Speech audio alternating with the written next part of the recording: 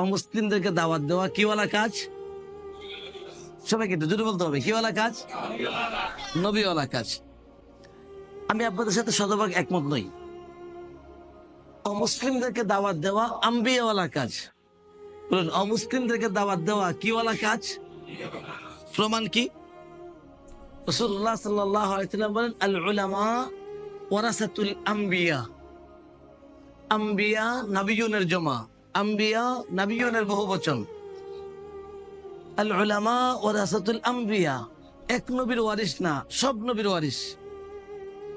যদি সব নবীর ওয়ারিস হয়ে থাকি, হযরত নূহ আলাইহিস সালাতু ওয়াস সালাম একজন নবী গিয়েছেন, ওনার নামে কোরআনুল কারীমের মধ্যে একটা সূরাও আছে, সূরা নূহ।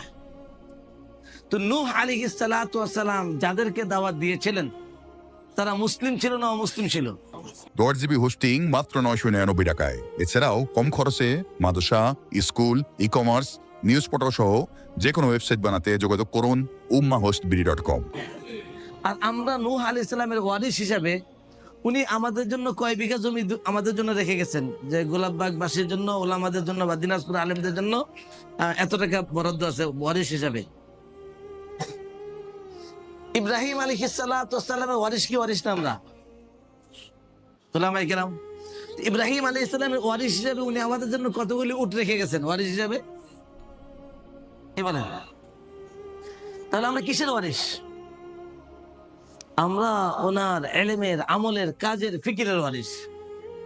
কুরআনুল কারীম মুতাআলার পরে দেখব যে ওনার ইলম, ফিকিরটা কি ছিল। তো প্রত্যেক সূরার মধ্যে দেখব প্রত্যেক নবী তাদের দাওয়াতি কথা।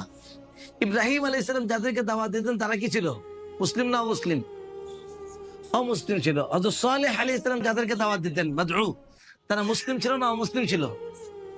হযরত মূসা আলাইহিস সালাতু ওয়াস সালাম যাদেরকে দাওয়াত দিয়েছিলেন, ফেরাউন, মুসলিম ছিল না অমুসলিম ছিল?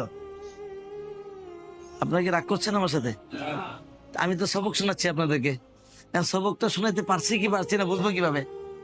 উস্তাদ যদি বলে যে হ্যাঁ, কথাবার্তা বলে, তাহলে বোঝা যাবে হ্যাঁ শোনাচ্ছে, নাহলে এক কথা বারবার বলতে হবে। একটু কষ্ট করে উত্তরটা দিব আমরা। মুসা আলাইহিস সালাম যাদেরকে দাওয়াত দিচ্ছিলেন, তারা মুসলিম ছিল না অমুসলিম ছিল? মুহাম্মদ রাসূলুল্লাহ সাল্লাল্লাহু আলাইহি ওয়াসাল্লাম আবু বকরকে দাওয়াত দিয়েছেন, এখনো রাদিয়াল্লাহু তাআলা হন নাই, এখনো ইসলাম কবুল করেন নাই, এখনো মুসলমান হননি। তখন যখন শুধু আবু বকর উনি ছিলেন, তখন কি মুহাম্মদ রাসূলুল্লাহ সাল্লাল্লাহু আলাইহি ওয়াসাল্লাম যখন দাওয়াত দিয়েছেন, তখন আবু বকর মুসলমান ছিলেন? কি ছিলেন? নবীর দাওয়াত পেয়ে তো উনি কি হলেন? মুসলমান হলেন। আর মুসলমান হওয়ার পর উনি রাদিয়াল্লাহু তাআলা আনহু হলেন। উমরে ফারুক এখনো ফারুক হন নাই, শুধু উমর ইবনে খাত্তাব। যখন উমর ইবনে খাত্তাব ছিলেন, শুধু উমর তরবারি নিয়ে আসছেন নবীজিকে গর্দান ওড়ানোর জন্য, তখন কি মুসলমান ছিলেন? তো নবীজির দাওয়াত পেয়ে তিনি কি হলেন? মুসলমান হলেন। তো মুসলমান হওয়ার আগে তিনি কি ছিলেন? অমুসলমান ছিলেন। তো নবীজির দাওয়াতটা কার প্রতি ছিল? অমুসলিমদের মধ্যে ছিল। তো আমরা এক নবীর ওয়ারিস না, সব নবীর ওয়ারিস। তো সব নবীর যেই কাজ আমাদের, তো সব নবীর কাজটা কি ছিল?